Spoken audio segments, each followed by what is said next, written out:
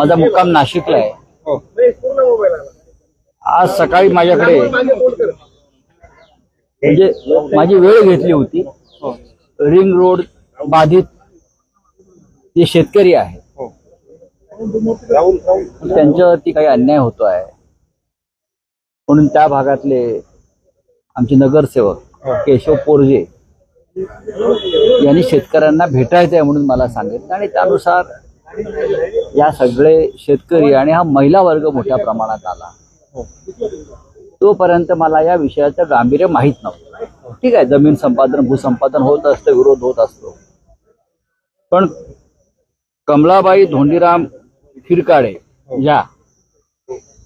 या आजीबाई आल्या आणि त्यांनी मला त्यांचा हात दाखवला.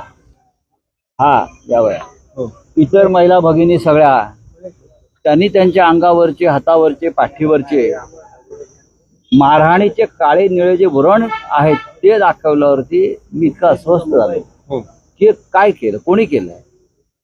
त्यांनी पवन दत्ता या अधिकाऱ्याचं नाव घेऊन सांगितलं आणि व्हिडिओ दाखवले. त्याच्या हातात काठी आहे आणि तो दादागिरी करतो आहे.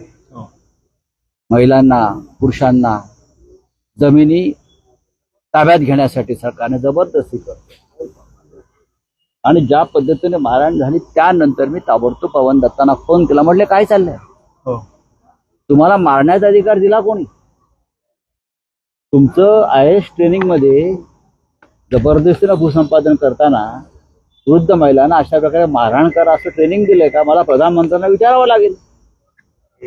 आम्ही येतो तिकडे भेटायला. दत्ता गायकवाड, वसंत गीते यांच्या लिडरशिप खाली एक डेलिगेशन गेलं.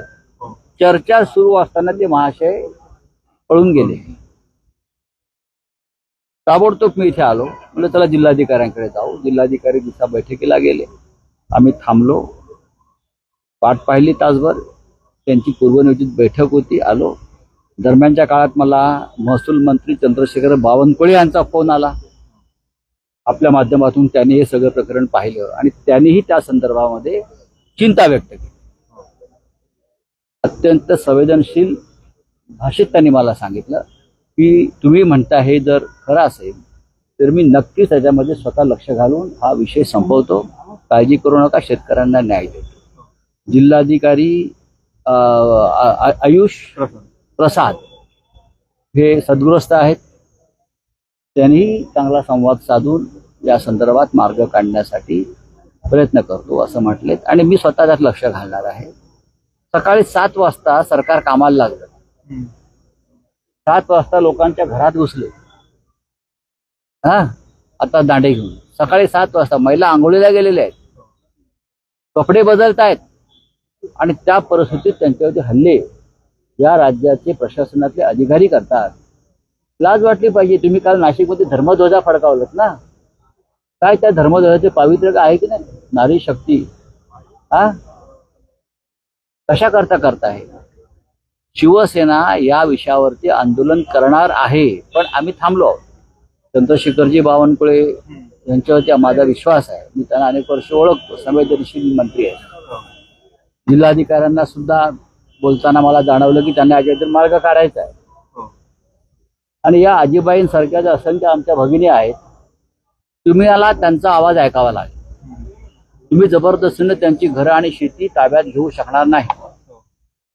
तुम्ही समृद्धीसाठी अनेकदा रस्ते वळवलेले आहेत ना, लोकांच्या जमिनी वाचवल्या आहेत. कॅप्टन खरातची जमीन तुम्ही वाचवली आहे 17 ठिकाणी. मग ह्या आमच्या भगिनींचं सुद्धा घर आणि शेती वाचायला पाहिजे. ही आमच्या शिवसेनेची भूमिका आहे. यात मला राजकारण फार आणायचं नाही, पण जर परत पुन्हा या भगिनी तक्रार घेऊन माझ्याकडे आल्या तर लक्षात घ्या, फार या नाशिकमध्ये वेगळा प्रकार घडू शकेल. साहेब, पण आपण आता मागणी काय केलेली आहे जिल्हाधिकाऱ्यांकडे? ज्या 2-3 प्रमुख मागण्या नाही, मुळात असं आहे की या भगिनी आहेत, या आजीबाई आहेत, त्यांचं म्हणणं ऐकायचं. माझं काही म्हणणं नाही. त्यांचं म्हणणं पूर्ण ऐकायचं. त्यांना जे हवं आहे ते त्यांची जमीन सोडणार नाहीत. तुम्ही जबरदस्तीने त्यांची जमीन घेऊ शकत नाहीत.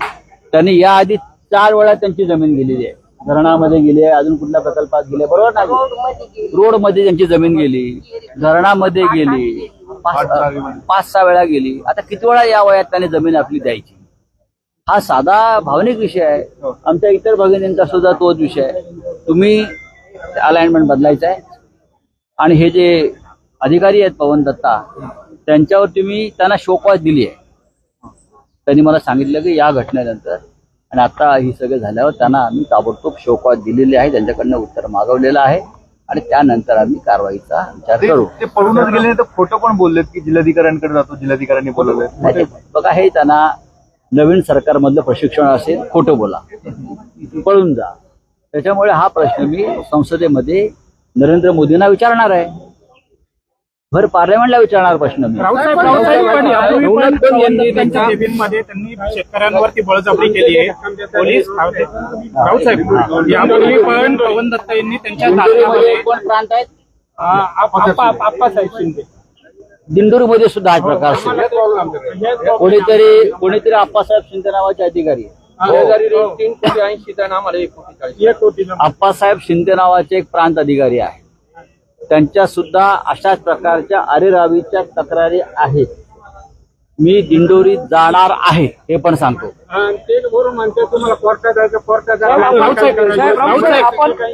मी दिंडोरीत जाणार आहे.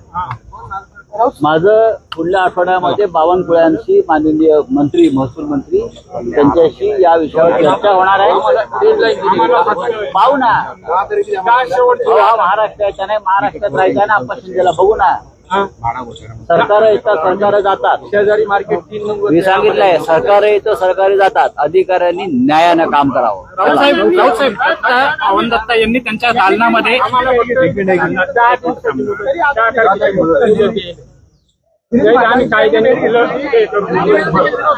याच्यामध्ये हा विषय जो आहे हा प्रामुख्यानं शिवेंद्रराजे भोसले आणि चंद्रशेखर बावनकुळे यांच्या अखत्यारीतला आहे. वेळ पडली तर मी गिरीश महाजन यांच्याशी सुद्धा चर्चा करीन. तशीच वेळ पडली तर राज्याच्या मुख्यमंत्र्यांना मी या आजीबाईंची व्यथा त्यांच्या समोर मांडेल. राऊतसाहेब पवन दत्ता यांच्या केबिनमध्ये यापूर्वी पण त्यांनी पोलीस बळाचा वापर करत शेतकऱ्यांवरती अमानुष प्रकार आता करून दाखवावी.